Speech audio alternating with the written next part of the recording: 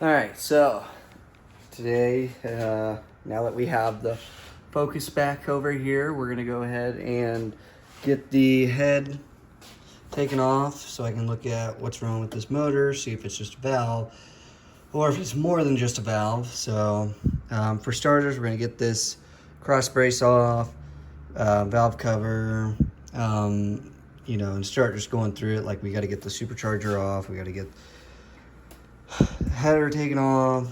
There's all kinds of stuff that needs to be taken off of here, so we're just gonna go ahead and get right into it.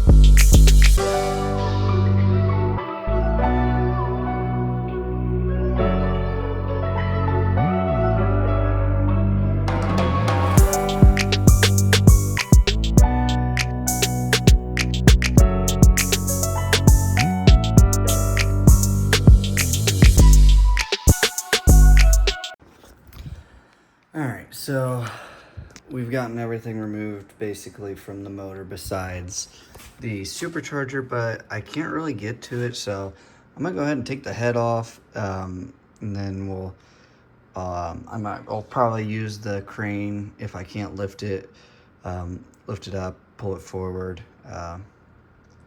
or just lift from there, pull it up enough to where I can get all the bolts out. Either way, I'm gonna have to get the supercharger off, so whether I pull the fuel rail off and tilt it forward so I can get underneath and above, either way, I'm gonna go ahead and unbolt the head now. So I gotta get the pattern to take it off, so I'm gonna have to turn you guys off for a minute, but I'll pick it back up as soon as I get this head off, or realistically as soon as I get the bolts out. Alright, so I finally got the head off. I had to take the cams off and everything, and I'm going to show you here in a second, but we got a little lucky here. I'm not going to lie. Let's just start off by showing you the cylinder. So just set that out of the way because I have a new one. Okay, so here is the cylinder. Don't mind the coolant in there. It's just from me taking the head off. You know, if we get in there and clean it up.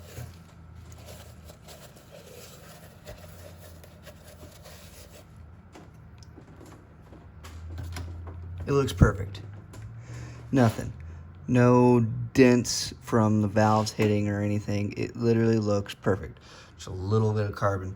Everything looks phenomenal. So each piston, all of them look good. You know, I wouldn't expect anything less.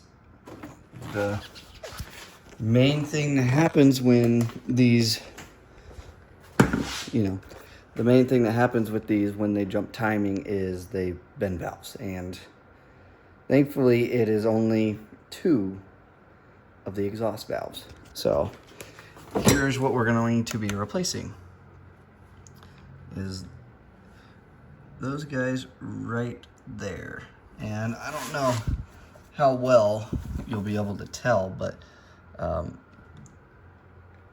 yeah, it's hard to get a good angle for you, but either way, I mean, I don't know if you can see how well those sit in there, and then you come to these and they are both bent in the exact same way, and that is from jumping timing. Thankfully the intake valves look perfectly fine, but I'll probably just go ahead and replace those. While we're in there, you might as well replace all 4 rather than hoping that they're good. So all the rest of them look really phenomenal, honestly. And I don't even know if I really need to do these intake ones, but we have, I don't know, they look good. You let me know in the comments what you think, but we're definitely going to be replacing these exhaust valves. All the rest of them look good. Yeah, you could tell just going down and see how bent they are compared to the others. Those sit flat, and then you see those. Yep. But that's going to wrap it up for this video.